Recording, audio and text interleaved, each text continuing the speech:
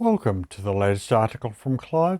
God inspires, so I carefully write them down to share them with you. Say, how are you doing? How's life treating you? Thank you for taking your time to spend a few precious moments with us.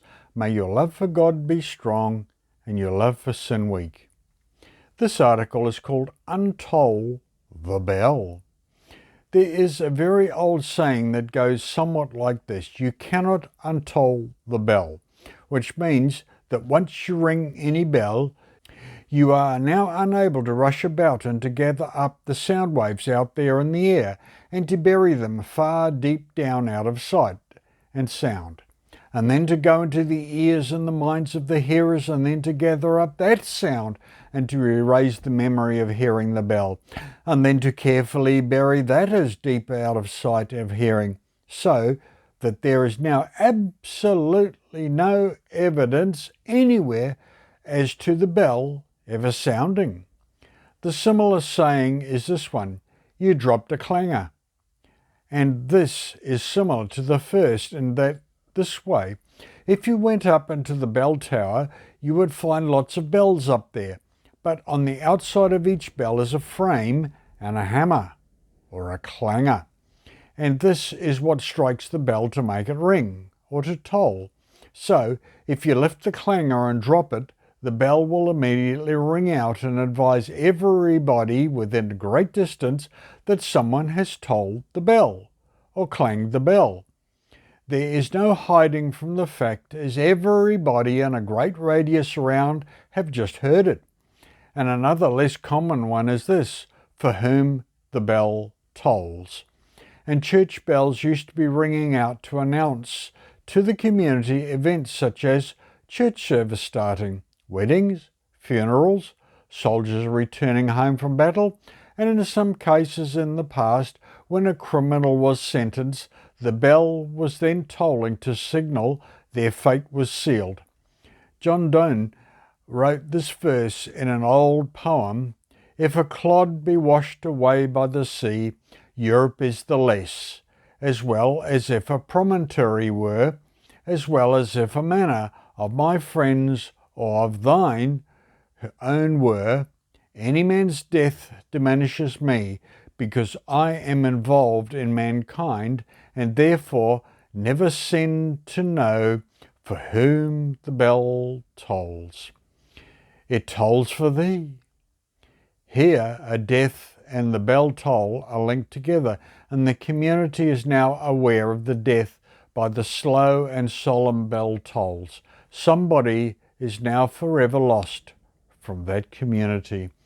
Just as people remember the bell tolling, so unfortunately there are nosy ears with big mouths who gossip and spread abroad what they have just seen or heard. You just dropped a clanger, and often, if the action appears to be too dull and boring, it just gets spiced up and embellished and enlarged, often a whole lot more, to make very juicy gossip. And round it goes, just like the clang of the bell. It rings out everywhere. And these days, with cyberspace, the whole world can hear the gossip. In a very short space of time, as pockets and purses everywhere clang out the news: incoming message, and away it goes, being spread abroad again like a wild bush fire, roaring through the land. Camera phones can so easily record people's failings, and these take flight in seconds, getting posted around the world, and even end up immortalized on YouTube. Maybe we should all heed the golden rule, and do unto others what you would have them do unto you. We all need to forgive and to forget, as we all have dirt on each other. So let us forget and to bury the past mistakes, and to press on to a safer future where the clangers of the past are dead and buried, and that is in the past. Romans 3:23, for all have sinned and come short of the glory of God. Each and all of us come up well short of the mark. We all have sinned, dropped the clanger, messed up. We all have dirt on ourselves, as well as on each other. So let us forgive and forget, your own firstly, and then the failings of everybody else, and they in turn will forgive you. Now that you are forgiven, it is now time for a better way and better actions, and Jesus Christ offers this to us all right now. Quote, "It is through the social relations that Christianity comes in contact with the world.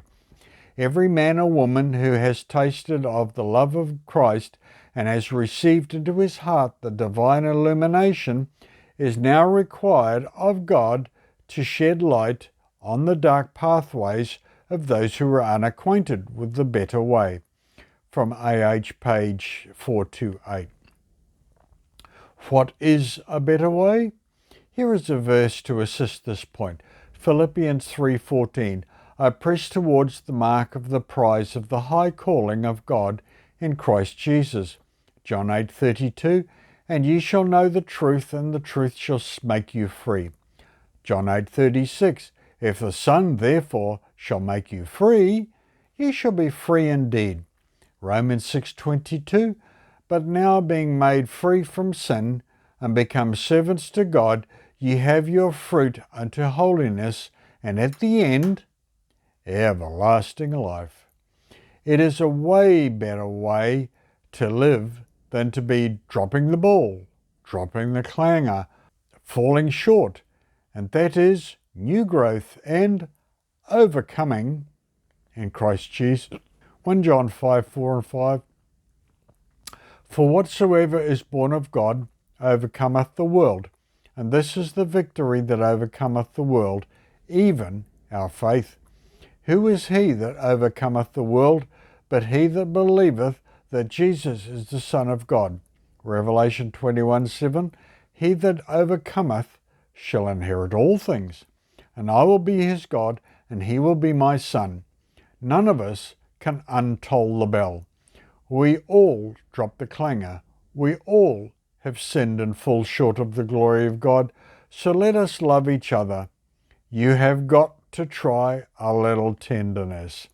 "And I will be his God, and he will be my son." None of us can untoll the bell. We all drop clangers. We all have sinned. We all fall short of the glory of God. So let us love each other. You have got to try a little tenderness. Thank you for a few moments of your very precious time. We will let you get back to whatever it was that you were doing. It is a pleasure to share this article with you, and we look forward to meeting again on the next one. Thank you for watching. Thank you for sharing this with friends and family.